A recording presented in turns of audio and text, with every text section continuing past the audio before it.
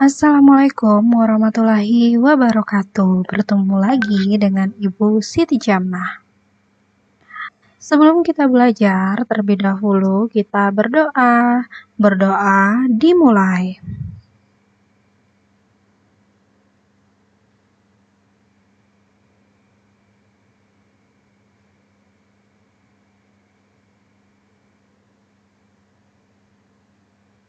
Selesai. Halo anak-anak, apa kabarnya hari ini? Semoga kabar kalian baik-baik saja. Nah, hari ini kita akan belajar mata pelajaran PLH dengan materi melakukan pemeliharaan lingkungan biotik dan abiotik.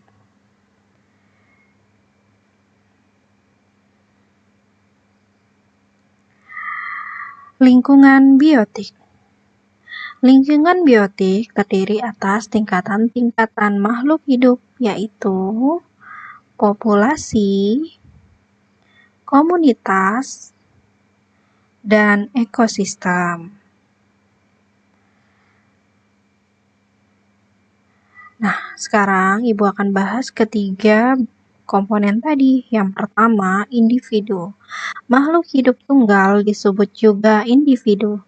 Kita dapat mengatakan contohnya seperti seekor badak, seekor burung, setangkai mawar, sebatang pohon, jambu, dan seorang manusia. Jadi lingkungan biotik itu adalah lingkungan hidup, sedangkan lingkungan abiotik adalah lingkungan tidak hidup. Berarti yang dibahas dalam materi lingkungan biotik ini adalah semua tentang makhluk hidup. Setiap makhluk hidup selalu ingin mempertahankan hidupnya. Karena itu, setiap makhluk hidup diberi perangkat untuk mempertahankan diri. Contoh, yang pertama, cumi-cumi dapat mengeluarkan tinta hitam. Apa fungsi itu tinta hitam cumi-cumi? Nah, tinta hitam cumi-cumi itu untuk mengelabui musuh sehingga musuh tidak bisa melihat cumi-cumi. Nah, yang kedua, bebek diberikan kemampuan bergerak di air dengan selaput pada kakinya untuk mendapatkan makanan. Yang ketiga, burung kolibri diberi paruh panjang untuk menelan atau mengunyah makanan. Yang keempat, terenggiling diberikan moncong panjang. Baik, selanjutnya populasi.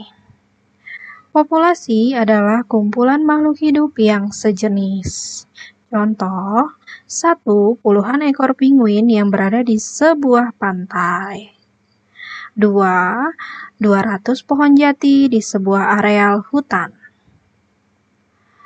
Tingkat pertumbuhan populasi berbeda dari waktu ke waktu. Perubahannya dapat disebabkan berbagai hal, misalnya bencana alam atau karena ulah manusia. Nah, bencana alam di sini seperti banjir, longsor, gempa bumi, dan lain-lain. Namun, pertumbuhan populasi lebih dipengaruhi oleh faktor kelahiran atau natalitas dan faktor kematian mortalitas. Ada pula pengaruh penambahan makhluk hidup yang datang atau disebut imigrasi dan yang meninggalkan daerah atau disebut dengan emigrasi. Selanjutnya, komunitas. Dalam suatu daerah, hidup beberapa kelompok makhluk hidup atau populasi. Ada populasi kijang, burung, dan gajah. Kehidupan mereka sangat kompleks karena dipengaruhi oleh kepentingan masing-masing. Salah satu contoh kepentingan itu adalah mendapatkan makanan. Kumpulan berbagai populasi yang hidup pada satu daerah dan waktu tertentu dinamakan komunitas. Ekosistem. Ekosistem di sini adalah hubungan saling memerlukan, menimbulkan jalinan di antara makhluk hidup. Dalam bahasa ilmu pengetahuan alam, jalinan itu disebut interaksi. Interaksi itu menyebabkan makhluk hidup membentuk jaringan. Ada jaringan yang berperan sebagai produsen, ada pula jaringan yang berperan sebagai konsumen. Tumbuhan biasanya berperan sebagai produsen, sedangkan hewan-hewan pemakan tumbuhan atau herbivora, pemakan daging, karnivora, dan pemakan keduanya omnivora menjadi konsumennya. Sementara itu, makhluk-makhluk lainnya berperan sebagai mikroorganisme atau pengurai. Contohnya seperti ini ya. Nah, produsen, kemudian konsumen tingkat 1, kemudian konsumen tingkat 2, dan yang terakhir konsumen tingkat 3. Nah, jadi urutannya di sini itu yang dimaksud dari gambar ini, kalian lihat nih, dari ini kan gambar elang. Bukan burung makan elang ya, tapi elang memakan burung. Maksud ibu, mohon maaf.